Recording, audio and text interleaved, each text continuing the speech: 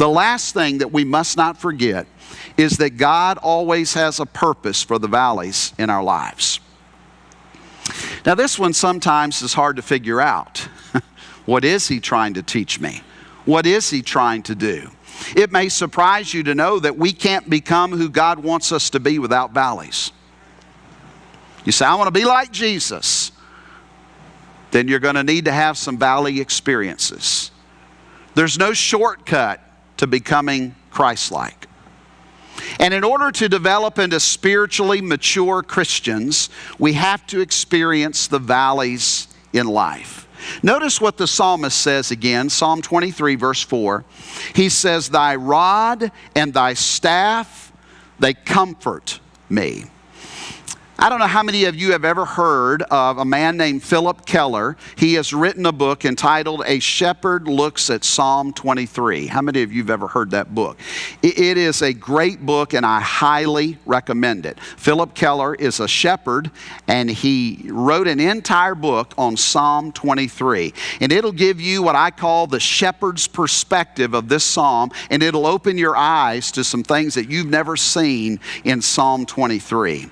But Keller points out that a shepherd's rod and staff were often used to discipline, to deliver, and to direct the sheep. Brian, I want you to bring that up here to me, if you will. This is not Brian's cane. All right? This is very much like what a rod is. When you read about here in the Bible where it says, thy rod and thy staff, they comfort me. The rod was about 2 to 4 feet long, a wooden, you'd literally call it a club, a wooden club. Usually, historians will tell us that it had a smooth, rounded head at one end. But this is very much the closest thing that I have ever held or ever imagine looks like a rod that the shepherd David is talking about here in Psalm 23 and verse 4.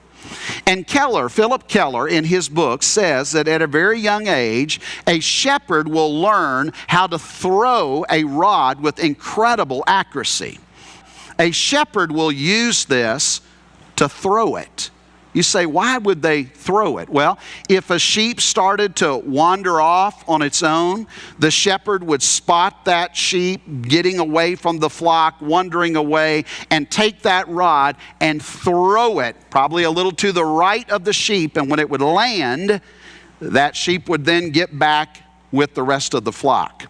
It's a very simple concept. I remember whenever I was younger and I would golf with my dad, and I spent more time in the OB section. Most of you know what that is if you're a golfer, out of bounds, all right?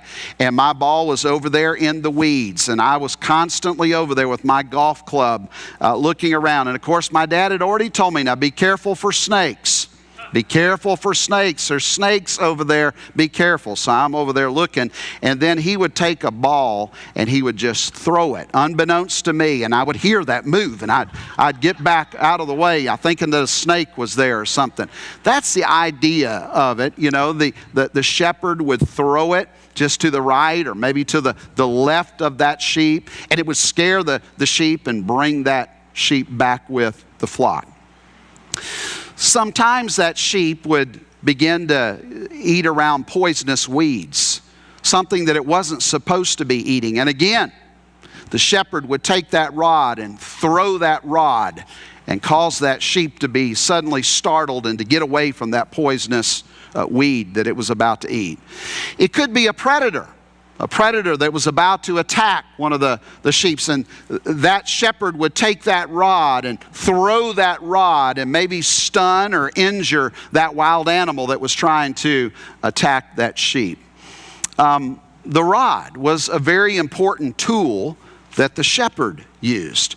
And I want you to know that the rod was a symbol of the shepherd's authority in the life of the sheep. It was a sign of authority. In other words, get back with the flock. Don't be eating that. It was a sign of, be careful, there's a wild animal over there. Often it's in the valleys of life that we learn the importance of submitting ourselves to the authority of God in our lives. God takes us through the valleys so that we will understand and know that He is ultimately in control. Sometimes we think that we're in control of our lives when we're really not. And we have to go through a valley, a deep, dark valley, for God to remind us with His rod that He is the one who is in charge. He is the one that we need to submit to and surrender ourselves to. As the songwriter says, for the God on the mountain is still God in the valley. When things go wrong, He'll make it right. And the God of the good times is still God in the bad times. The God of the day is still God in the night. How many of you believe that? Say amen. The staff. Let's look at the staff. I don't have a staff with me.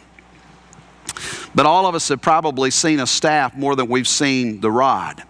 The staff was a long, slender stick with a hook on the end of it. It was only used by shepherds. And the shepherd would use his staff to tap on the rear or the side of the sheep to get that sheep to go in the direction that he wanted that sheep to go. Maybe that sheep would start to wander off and he'd take that staff and tap him a little bit and he'd be right back where he needs to be.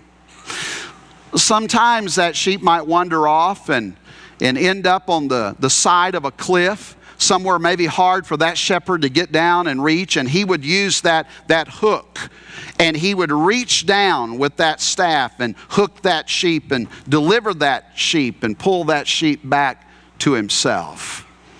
You see, when we're going through the valley, we must not forget that God cares about us.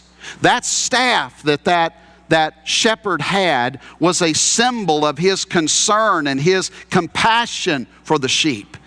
He was concerned about that sheep going astray. He was compassionate toward that sheep whenever that sheep was on the side of a ledge somewhere because he had gotten away from the shepherd and the flock.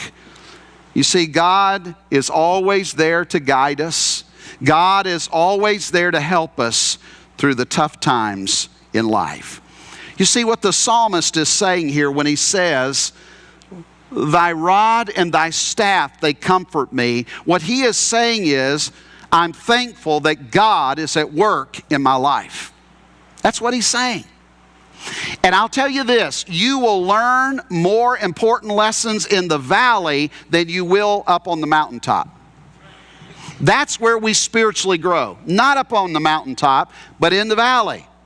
And the reason why we grow is because of God's rod and His staff. I believe there's comfort in knowing that God has a purpose for all things, even the unpleasant things of life, the valleys. And so we must learn to trust God when we go through those deep, dark valleys of life. It's quite possible here today that you're going through a valley. I'm going to talk a lot about valleys over the next few weeks. I would encourage you to come back. There's a lot of lessons we can learn about valleys. But today, maybe some of the material I've shared with you encourages you, challenges you to just trust God. The valley you're going through, you're going to come out of it. It's temporary. Maybe it came out of nowhere. Trust God. He's with you. And He's trying to teach you some very important lessons in your life. The quicker you embrace those lessons, the quicker you learn what God is trying to teach you, the quicker you get out of that valley.